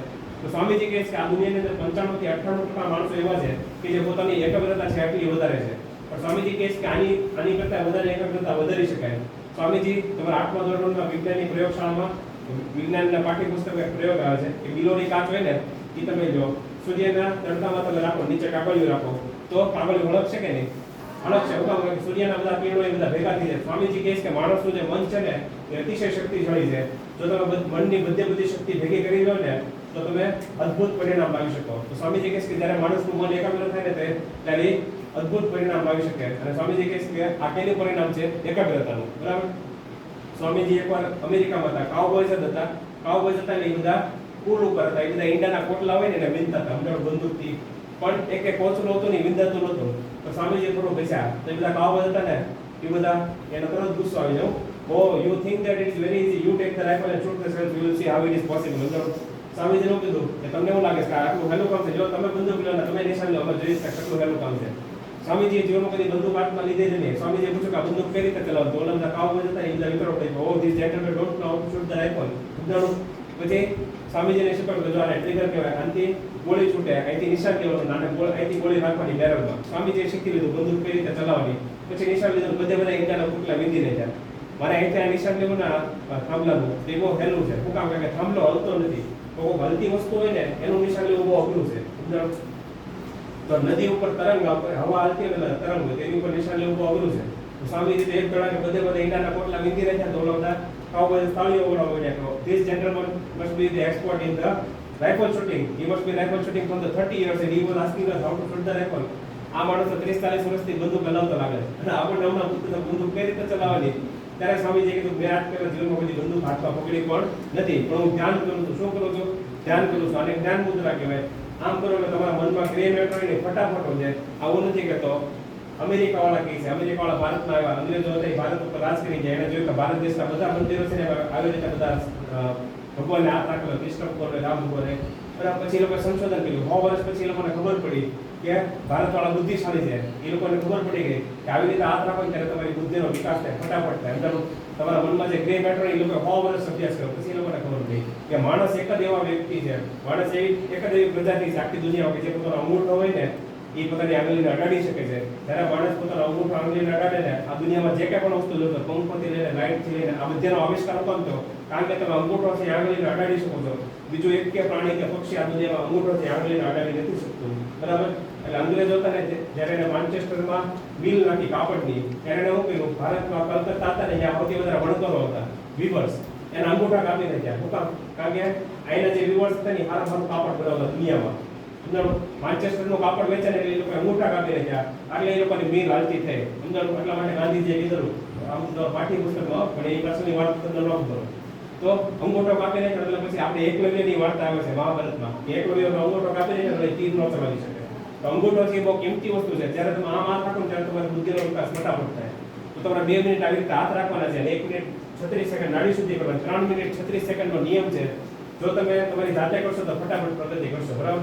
આથી એકાગ્રતા. સૌથી પહેલી વસ્તુ આપણે શીખ્યા આત્મશ્રદ્ધા, બીજી વસ્તુ નિર્ભયતા, ત્રીજી વસ્તુ એકાગ્રતા, ચોથી વસ્તુ છે આદર્શ. આદર્શ એટલે શું? તો એક રસ્તો. શું થાય? એક રસ્તો. તમે બધા ખબર જ્યારે શાળાએ 7 વાગે આવવા નીકળ્યા તો તમે બધા ડાયરેક્ટ આવ્યા કે નહીં? શું કામ ડાયરેક્ટ આવ્યા? કારણ કે તમને રસ્તો ખબર છે. તમે બધા પહેલા બીજા ધોરણમાં નાના હો ત્યારે તમારા મમ્મી પપ્પા મૂકવા આવ્યા હતા કે નહીં? શું કામ? કારણ કે તમે ભૂલા ન પડી જાવ એટલે. નકર તો તમે ક્યાંક બીજા રસ્તે વહી જાવ, કાં દુકાને વહી જાવ, કાં ઝાડવા ઉપર વહી જાવ, અમને રમવા માટે. પણ હવે બધા તમે મોટા થઈ ગયા અને તમે બધા કે હું મારા ભાઈબંધ કે બેનપણી હારે આવીશ. શું કામ? કારણ કે તમને રસ્તો ખબર છે. એટલે આદર્શ એટલે શું થાય? એક ધ્યેય એટલે એક રસ્તો. તો સ્વામીજી કહે છે કે બે છોકરા કે બે છોકરી છે, એક છોકરો કે છોકરી છે એના જીવનમાં આદર્શ નથી, બીજો છોકરો કે છોકરી છે એના જીવનમાં આદર્શ છે. તો સ્વામીજી શું કહે છે કે જે છોકરો કે છોકરીના જીવનમાં આદર્શ છે ને ખાલી 500 ભૂલ જ કરશે, પણ જે છોકરો કે છોકરીના જીવનમાં આદર્શ નથી ને 5000 ભૂલ કરશે કે 50000 ભૂલ કરશે. સ્વામીજી શું કહે છે કે માણસનું જીવન કેવું છે? સાવ નાનું છે. 60 વર્ષનું, બરાબર? એમાં તો 20 વર્ષે માણસો ગુજરવા પડે છે, હાર્ટ એટેક. એટલે સ્વામીજી શું કહે છે કે માણસનું જીવન સાવ નાનું છે. આ નાના જીવનમાં જો સફળતા મેળવવી હોય તો તમારી પાસે આદર્શ હોવો જોઈએ. શું હોવું જોઈએ? આદર્શ. આપણી પાસે આદર્શ નથી એટલે આપણે જીવનમાં સફળતા મેળવી શકતા નથી. તો સ્વામીજી કહે છે કે આદર્શ, એક ભવ્ય આદર્શ માટે પોતાનું જીવન સમર્પિત કરી દેવું એ બહુ મહાન બાબત છે. તમારી જેમ એક શાળામાં છોકરો ભણતો હતો, સરકારી શાળામાં, એની શાળામાં હવે એક કાર્યક્રમ છે આદર્શથી શું થઈ શકે હું તમને કહું એક જ મિનિટમાં. તો એ છોકરો તે સરકારી શાળામાં ભણતો, પહેલેથી જ છોકરો ભણવામાં હોશિયાર. એની શાળામાં હવે એક કાર્યક્રમ છે. એને કહ્યું કે મારી શાળામાં આજે ભાઈ આવ્યા છે એને કારણે આખું શાળાનું વાતાવરણ બદલાઈ ગયું. શિક્ષકો છે, આચાર્ય છે, એ બધાએ એમનું સન્માન કર્યું. એટલે એને કહ્યું કે આ વ્યક્તિ જે આવ્યા ને એનું બહુ મહાન વ્યક્તિ છે. આજે ત્યારે ઘરે જેમ તેના માસી આવ્યા હતા. એના માસીએ એને પૂછ્યું સામેથી કે આજે તારી શાળામાં કાર્યક્રમ હતો? તે છોડાઈ ગયો હા. પછી એના માસી પૂછ્યું તને ખબર છે તારી શાળામાં કોણ આવ્યું? કે ના ના મને તો નથી ખબર. પછી એના એ છોકરો પૂછે કે આજે અમારી શાળામાં કોણ આવ્યું? ત્યારે એના માસી કહે છે કે કલેક્ટર આવ્યો. કોણ આવ્યા? કલેક્ટર. એ છોકરો કલેક્ટર એટલે કોણ થાય? તે કે જિલ્લાનો રાજા થાય. કોણ થાય? જિલ્લાનો રાજા. પછી છોકરો નક્કી કરી નાખે નાની ઉંમરમાં કે હું કલેક્ટર બનીશ, હું શું બનીશ? જિલ્લાનો રાજા. એને આદર્શ નક્કી કરી નાખ્યો. એ છોકરો 1 થી 8 ધોરણ સરકારી શાળામાં ભણ્યો. 9 થી 12 ધોરણ માધ્યમિક ઉચ્ચતર માધ્યમિકમાં ભણ્યા પછી એને કોલેજમાં આવતો તૈયારી શરૂ કરી દીધી. પરીક્ષા લેવા જતો હતો ત્યારે એનો એક્સિડન્ટ થયો, આખો લોહી લુહાણ થઈ ગયો. એનો એક હાથ બાકી રહ્યો. હવે ઊભા થઈને એને પહેલા હાથ જોયો, એનો એક હાથ બાકી હતો જેનાથી પરીક્ષા લખવાની હતી. એને ભગવાનનો આભાર માન્યો કે ભગવાન તારો ખૂબ ખૂબ આભાર કે તે મારો એક હાથ બાકી રહ્યો. સીધી પાટાપીટી કરાવીને પરીક્ષા દેવા ગયો. આખા ભારતમાં 1 થી 1000 માં એનો નંબર આવ્યો, 500 ની આસપાસ એનો નંબર આવ્યો. સૌથી પહેલી નોકરી એને ભાવનગરમાં મળી. ક્યાં મળી? ભાવનગરમાં. એનું નામ છે આઈપીએસ સફીન હસન. 22 વર્ષની ઉંમરે એને નોકરી મળી. બધા પત્રકારોને પૂછ્યા આખા ભારત દેશના કે 22 વર્ષની આ આટલી નાની ઉંમરે તમને સફળતા કઈ રીતે મળી? પણ સ્વામીજી એનો બરાબર એ કાંઈ ચમત્કાર નહોતો, પણ એને એની મહેનત હતી. પણ સ્વામીજી એનું રહસ્ય કહી શકે, એને આદર્શ નક્કી કરેલો. શું નક્કી કરેલું? આદર્શ. તો સ્વામીજી કહે છે કે જો તમારે નાની ઉંમરમાં સફળતા મળ્યો, કેટલા બધા એવા કે 40 વર્ષે આઈએએસ આઈપીએસ ની તૈયારી કરતા તો એ પાસ ન થતા. અને 22 વર્ષે થઈ ગયો સમજાણું. તો સફીન હસન કહે છે કે મારી સફળતા પાછળ આદર્શ તો છે જ પણ મહેનતી છે. પણ સ્વામીજી એનું પાક્કું વિધાન આપે છે કે આદર્શ જેને નક્કી કરેલો છે, માની લો કે તમારે વૈજ્ઞાનિક બનવું છે તો તમારો આદર્શ હોવો જોઈએ ડોક્ટર એપીજે અબ્દુલ કલામ, બરાબર? તમારે ગાયક કલાકાર બનવું છે તો તમારો આદર્શ હોવો જોઈએ હેમંત ચૌહાણ છે, કીર્તિદાન ગઢવી છે, બરાબર? કિંજલ દવે છે, બરાબર? ગીતાબેન રબારી છે. તો પછી તમારે ફૂટબોલ પ્લેયર બનવું તો તમારો ગોલકોટ એટલે કે આદર્શ કેવો છે? નેમાર છે, મેસી છે. પછી તમારે ક્રિકેટર બનો તો મહેન્દ્રસિંહ ધોની છે, વિરાટ કોહલી છે, સુરેશ રૈના છે, XYZ. પણ તમારી પાસે આદર્શ હોવો જોઈએ. શું હોવો જોઈએ? આદર્શ. એટલે આ કાર્યક્રમ પૂરો થાય હમણાં તો 5 મિનિટમાં તમે છૂટી જશો. તો કાલે જ્યારે તમે શાળાએ આવો તો તમારી માટે સૌથી પહેલું કામ એ છે કે તમે તમારા શિક્ષકને પૂછો, કારણ કે શિક્ષકને ઘણી બધી વસ્તુ ખબર હોય પણ તમે પૂછો ને તમને જવાબ ન આપે. તો તમારો કામ એ છે કે કાલે જ્યારે તમે શાળાએ આવો ત્યારે તમારા શિક્ષકને પૂછો કે સર મારો આદર્શ શું હોવો જોઈએ? મારે આ ક્ષેત્રમાં આગળ વધવું છે તો મારી પાસે આદર્શ શું હોવો જોઈએ? બરાબર? કઈ તમને પુસ્તક મળે એ તો વાંચજો જ, પણ જ્યારે કાલે શાળાએ આવો ત્યારે શિક્ષકોને તમારે પૂછો કે સર કે મેડમ મારા જીવનમાં આદર્શ શું હોવું જોઈએ? તો આદર્શ જો તમે નક્કી કરશો તો હાવ નાની ઉંમરમાં તમે સફળતા મેળવશો. તો વડલી ગામનું નામ આખી દુનિયામાં ગુંજશે, બાકી તમે સફળતા નહીં મેળવી શકો. એટલે આ તે ચોથી વસ્તુ. તમે બધા ફેરબદલી કરેલા? ફેરબદલી કરતા જ્યારે સામેવાળાના હાથ મેકી દો તો શું થાય? પડી જાવ ને. તમે બધા પ્રોપર રમતા હો, ઝડપથી બોલ કરવું તો શું કરવું પડે? ભાગવું પડે. પણ ઝડપથી બોલ કરવું, સીધું તો દોડી શકાય પણ બોલ ન દોડી શકાય. તેની માટે શું કરવું પડે? થાંભલો પકડીને ફરવું પડે ને. શાળામાં તો થાંભલો ન હોય પણ જિલ્લા કક્ષાની રમત હોય ને ડાયટમાંથી અંદર ત્યારે 2 છેડે થાંભલા આપેલા હોય. તમે બધા રિક્ષા બસમાં બેઠેલા? રિક્ષા બસમાં બેઠેલા હોય, તમને ઊંઘ આવી જાય, ઢાળ આવે તો શું થાય? પડી જાવ ને. તો જો તમે જાગતા હોય ડાળીઓ પકડી રાખો તો તમે પડી જાવ? હા કે ના? તમે પેટ પકડી ફરતી વખતે હાથ પકડી રાખો તો તમે પડી જાવ? તો સ્વામીજી કહે છે કે આદર્શને પકડી રાખવાનો છે. શું કરવાનું છે? આદર્શને પકડી રાખવાનું. જ્યારે તમારા જીવનમાં મુશ્કેલી આવે ત્યારે તમે આદર્શને યાદ કરો કે મારો જે આદર્શ છે એને જીવનમાં જ્યારે મુશ્કેલી આવે ત્યારે શું કર્યું હતું, તો તમે ફટાફટ રસ્તો ગોતી શકશો. નકર તો જીવનમાં તમે રસ્તો ગોતી શકશો નહીં. આ ચોથી વસ્તુ છે. પહેલી વસ્તુ આપણે શીખ્યા આત્મશ્રદ્ધા, બીજી વસ્તુ નિર્ભયતા, ત્રીજી વસ્તુ એકાગ્રતા, ચોથી વસ્તુ આદર્શ, છેલ્લી વસ્તુ, બરાબર? 1-2 મિનિટમાં કાર્યક્રમ પૂરો કરીએ. છેલ્લી વસ્તુ છે ચારિત્ર ઘડતર. શું છે? ચારિત્ર ઘડતર. હમણાં પરીક્ષા આવે છે, બરાબર? તો ચારિત્ર ઘડતર એટલે શું? તો સ્વામીજી શું કહે છે કે પૈસા, નામ, કીર્તિ, યશ આ બધું જીવનમાં કઈ લાભ નથી કરતું, પણ માત્ર ને માત્ર ચારિત્રથી તે માણસને લાભ થાય. એનાથી ચારિત્રથી જ માત્ર ચારિત્ર મુશ્કેલીની વજ્ર જેવી દિવાલોને તોડીને તેમાંથી માર્ગ કાઢે. સ્વામીજી હતા ને એને 11 સપ્ટેમ્બર 1893 ના દિવસે અમેરિકામાં શિકાગોમાં વિશ્વ ધર્મ પરિષદ ભરાયેલી. એમાં સ્વામીજીને 5 મિનિટનો સમય આપેલો બોલવા માટે. અને કોલંબસ હોલ હતું, એમાં 7000 માણસો બેઠા હતા. કબૂતર પાક પકડાવે ને તો કબૂતરની પાકનો અવાજ આવે ને આટલી બધી શાંતિ હતી. એમાં સ્વામીજી ઉપર ખાલી 5 જ શબ્દ બોલ્યા, sisters and brothers of America. બરાબર, 12 અમેરિકાના બહેનો અને ભાઈઓ. એ બધા 7000 માણસો હતા ને ઉભા થઈ ગયા, 3 મિનિટ તાળી વગાડી. 5 મિનિટનો સમય આપ્યો તો મારી 3 મિનિટ તાળી વગાડી. સ્વામીજી લખે છે કે મારા કાન હતાની બેલ મળી ગયા. આટલો બધો એ લોકોએ તાળીનો ગડગડાટ થયો. પછી બીજા દિવસે બધા સમાચાર પત્રમાં છપાણું કે ભારત દેશથી આવેલા સંન્યાસી હતા, એણે સારામાં સારું વક્તવ્ય આપ્યું. 4 વર્ષ પછી જ્યારે સ્વામીજી ભારતમાં આવે છે ત્યારે એમાં સૌથી મુખ્ય શિષ્ય છે સ્વામી સદાનંદ. એ સ્વામીજીને ખાલી એક જ પ્રશ્ન પૂછે કે સ્વામીજી એ કઈ શક્તિ છે કે તમે ખાલી 5 શબ્દ બોલીને આખું અમેરિકા ઊભું થઈ ગયું? ત્યારે સ્વામીજી કહે છે કે હું જ્યારે ભારતમાં સંન્યાસી હતો, બરાબર, કાશ્મીરથી લઈને કન્યાકુમારી, બંગાળથી લઈને ગુજરાત સુધી જ્યારે હું પરિભ્રમણ કરતો હતો, કેટલા બધા દિવસ સુધી ખાવાનું ન મળે, 15-20 દિવસ સુધી ખાવાનું ન મળે, પીવાનું પાણી ન મળ્યું હોય, માથે ભયંકર તડકો હોય, પગમાં છાલા પડી ગયા હોય, અને જ્યારે હું રોડ પર બેભાન થઈને પડી જાઉં ને, જ્યારે મને મૃત્યુ સામે દેખાતું હોય, મને એમાં જ કે હું જીવી જ નહીં શકું, બરાબર, હમણાં હું મરી જઈશ, ત્યારે પણ મેં મારા જીવનનો કોઈ નબળા વિચાર કર્યા નથી. શક્તિશાળી વિચારો કર્યા. કેવા વિચારો કર્યા? શક્તિશાળી વિચારો કર્યા. આટલા માટે જ્યારે હું અમેરિકામાં ગયો, હું ખાલી 5 જ શબ્દ બોલ્યો કે sisters and brothers of America, ત્યારે આખું અમેરિકા ઊભું થઈ ગયું. એ શબ્દોની અંદર શક્તિ હતી. કેવી હતી? શક્તિ હતી. અને કેનાથી શક્તિ આવે? ચારિત્ર્યની શક્તિ છે. તમે સ્વામીજીનો ફોટો અત્યારે જોઈ શકો છો, આટલા વર્ષો પછી. એનો ચહેરો કેવો છે? તેજસ્વી છે. કોઈ પણ વ્યક્તિને જો તો અમુકના ચહેરા મુરઝાઈ ગયેલો. હમણાં એક શાળામાં ગયો, એક છોકરાને મળ્યો, એટલો નાનો હતો. એની આંખની જેટલા કાળા કુંડાળા કીધું આવું થયું એ કે મોબાઈલ કીધું હવે તો સુધારે થોડું એટલા કાળા કુંડાળા થઈ ગયા તો એને એમ મોબાઈલ મૂકતા કેટલા બધા બહેનો ભાઈઓ છે જે નાની ઉંમરમાં પોતાની આંખ ગુમાવી દે છે. તમે અતિશય મોબાઈલ વાપરો તો તમારી આંખનું જે ટેમ્પરેચર છે તાપમાન વધી જાય અને આંખની અંદર જે પાણી હોય ને એ ગુમ થઈ જાય, બરાબર, ઉડી જાય, એટલે બેક્ટેરિયાનું ઇન્ફેક્શન લાગે, તમે છેલ્લે બાડા થઈ ગયો. એટલે મોબાઈલ બહુ ઓછો વાપરો, કાંઈ ન હોય તો સારું વાપરો, ભગવાનની દે અંદર એ કરતા ડુંગરો ચડી તો લેવો અંદર એથી તમને ફાયદો થાય. તો ચારિત્ર ઘડતર કઈ રીતે કરવું? તો સ્વામીજી કહે છે કે ચારિત્ર ઘડતર કરવા માટે તમારે બીજાને મદદ કરવી પડે. શું કરવું પડે? મદદ કરવી પડે, બરાબર. પણ આપણે બધા કેવી મદદ કરીએ? પરીક્ષામાં ચોરી કરવામાં, હે ઓલો દાખલો નીકળતો, હે ભલા હું જવાબ, આપણે એવી મદદ કરીએ. સ્વામીજી કહે કે એવી તમે મદદ કરો ને એનાથી આપણું ચારિત્રનો કાંઈ વિકાસ ન થાય. જો તમારા હકીકતમાં ભાઈબંધ કે બહેનપણીને મદદ કરવી હોય ને તો તમારા ભાઈબંધ કે બહેનપણીને કહો તો હું તને આખું વર્ષ મદદ કરાવીશ, બરાબર. શાળામાં કાંઈ શિક્ષકો હોય તો 11 થી 5 વાગ્યા, સવારે 7 થી 12માં, પણ જ્યારે શાળા છૂટી જાય ત્યારે હું તમને મદદ કરાવીશ. અને કહી દેવાનું હું ચોરીમાં પરીક્ષામાં ચોરી નહીં કરું, પણ આખું વર્ષ મદદ કરાવીશ, બરાબર. તમને ઘણી વાર એવું થાય કે આ શિક્ષક કે મેડમ છે ને આટલું બધું કેમ આવડે? તો એની પાછળ સંસ્કૃતમાં એક સુભાષિત છે કે ના આચાર્યમ ન ચોરાર્યમ ન માતૃભાજ્યમ ન વાત કરે વૈક રીતે વર્ધતે નિત્યમ વિદ્યાધર્મ સર્વધર્મ બધાનો. તમને એમ થાય કે આ શિક્ષકને આટલું બધું આવડે કેમ છે? એ પાછળ કારણ કે શિક્ષકો 24 કલાક આખો વિદ્યાર્થીને શીખવાડતો એ હંમેશા વિદ્યાને આપે છે. તો જો તમે તમારા ભાઈબંધ કે બહેનપણીને મદદ કરવા માંગતા હો તો પરીક્ષામાં ચોરી કરવાની જગ્યાએ આખું વર્ષ એને ભણાવો, એથી તમારી બુદ્ધિનો વિકાસ થાય અને તમારા ભાઈબંધ રીતે ચોરી કરવાનો પાપ કરી તમે છૂટી જશો અને તમારો ચરિત્રનો વિકાસ થાય. ખાલી એટલું જ નહીં, પણ તમારા મમ્મી પપ્પા જ્યારે ઘરે કામ કરતો તમારું ઘર કામ પતી જાય તો મમ્મી પપ્પાને રોટલી બનાવવામાં, ખેતરે જવામાં, પાણી ભરવામાં બધી જગ્યાએ મદદ કરે છે. બીજાને મદદ કરશો તો તમારા ચરિત્રનો વિકાસ થાય. આટલા મોટા કાર્યક્રમ રાખીએ. જય હિન્દ, જય ભારત, બરાબર.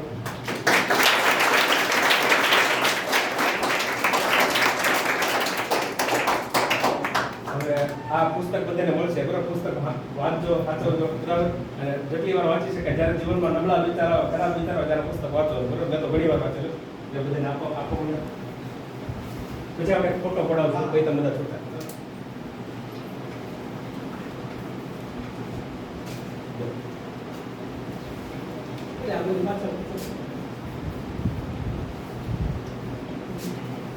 જો બાળકો સાહેબ આપણને 1.25 કલાક સુધી સતત આપણે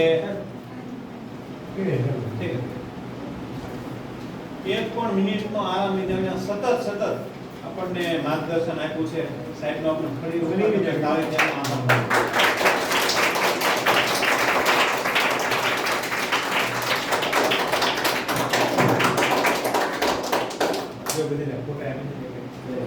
આ તમે જે જગ્યાએ ભણવા બેસતા હોય ને જ્યાં લગાડવાનું, સ્વામીજીને કહેવાનું કે એ સ્વામીજી મને શક્તિશાળી બનાવો, સમજણો.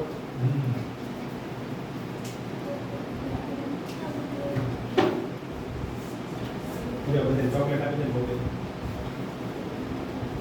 અંદર 3 આપો તો હાલ છે વધારે છે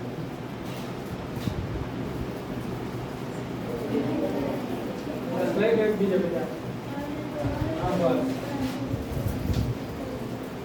બોલો કોઈ લઈ લે વધારે મળશે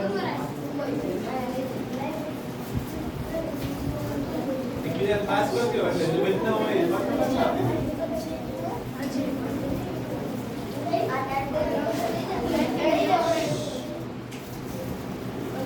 દેવ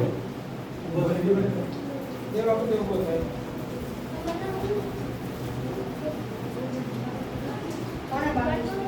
બજારી બાકી રહી ગયો ને આવી ગયો નહીં